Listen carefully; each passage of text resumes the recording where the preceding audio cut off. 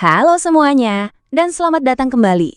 Hari ini kita mau ngobrolin satu topik yang rasanya deket banget ya sama dunia para pendidik, dan mungkin juga para orang tua.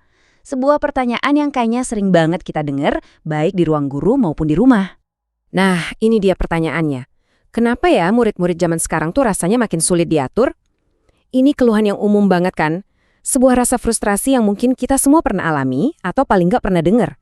Tapi, gimana kalau jawabannya ternyata nggak seperti yang kita kira?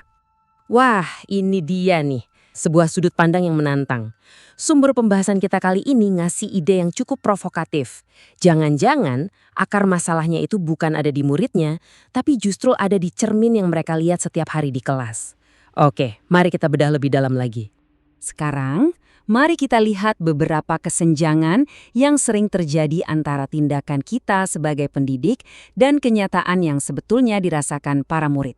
Disinilah letak inti argumennya. Oke, yang pertama.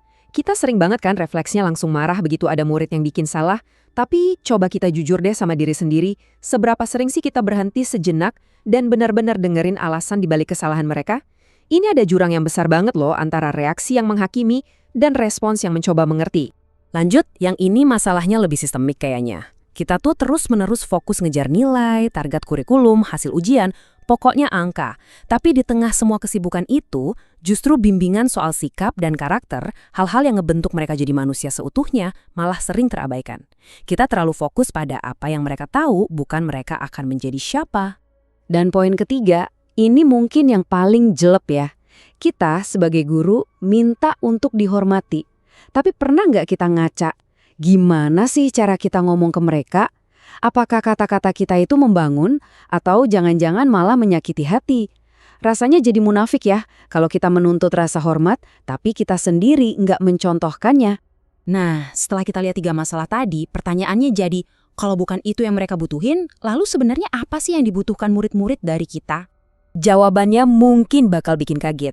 Ternyata murid itu bukan butuh guru yang keras atau galak. Itu miskonsepsi besar.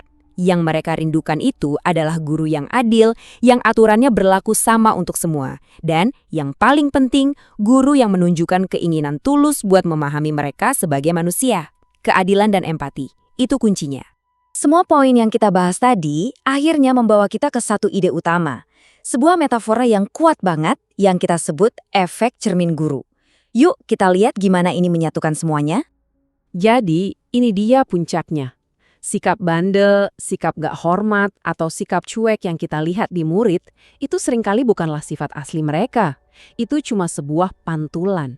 Cerminan langsung dari gimana cara kita memperlakukan mereka, ngomong ke mereka, dan memandang mereka setiap hari. Intinya, mereka memantulkan kembali energi yang kita berikan. Dan ini membawa kita pada satu pertanyaan terakhir, yang paling penting untuk kita tanyakan pada diri sendiri. Kalau memang murid adalah cermin kita, pantulan seperti apa yang mereka lihat saat menatap kita setiap hari? Apakah cermin yang retak, yang buram, atau cermin jernih yang memantulkan keadilan, pemahaman, dan rasa hormat? Jawabannya ada pada diri kita masing-masing.